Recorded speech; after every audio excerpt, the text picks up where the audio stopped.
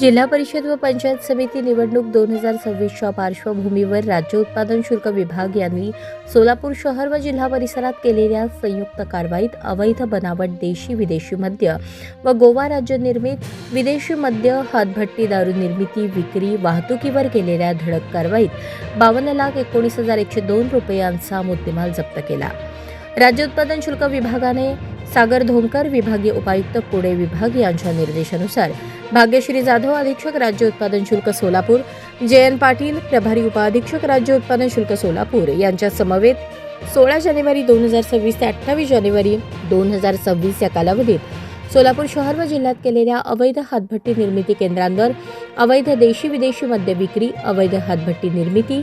विक्री आणि वाहतुकीवर केलेल्या धडक कारवाईत एकूण 83 गुन्हे नोंदवण्यात आले असून 84 जणांवर कारवाई करण्यात आली आहे। या कारवाईत 24,075 लिटर रसायन, 1,626 लिटर हातभट्टी दारू, 393 लिटर देशी मद्य, 189 लिटर बनावट देशी मद्य, 17,000 बनावट बुचे,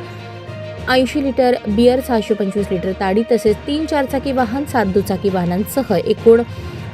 49,67,102 रुपयांचा मुद्देमाल जप्त करण्यात आला। या विभागाकडून 25 जानेवारी ते 28 जानेवारी 2026 या कालावधीत निरीक्षक पंढरपूर विभाग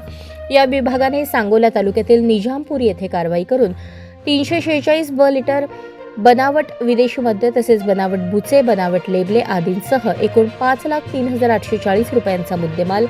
जप्त करण्यात आला असून एका आरोपीस अटक करण्यात आली आहे। सोलापूर शहरातील जोनाविडी घरकुल परिसरात कारवाई करत अवैध परराज्यातील गोवा बनावटीचे 560 लिटर मद्य, एक दुचाकी वाहनासह एकूण 9,20,125 रुपयांचा मुद्देमाल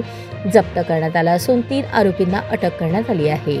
तसेच निरीक्षक अ विभाग, दुय्यम निरीक्षक अ 3 विभाग यांनी केलेल्या संयुक्तिक कारवाईमध्ये मौजे खवणी तालुका मोहोळ येथे गोवा राज्य निर्मित 225 लिटर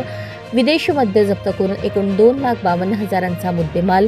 जप्त करण्यात आला। या विभागाकडून या कालावधीत अवैध मद्य विक्री करणाऱ्या, मद्य पिण्यास परवानगी देणाऱ्या एकूण 8 ढाब्यांवर गुन्हे नोंदवण्यात आले असून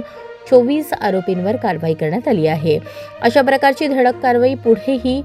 चालूच राहणार असून आचारसंहितेच्या पार्श्वभूमीवर विभागाकडून विशेष पथके नेमण्यात आली आहेत। अवैध मद्य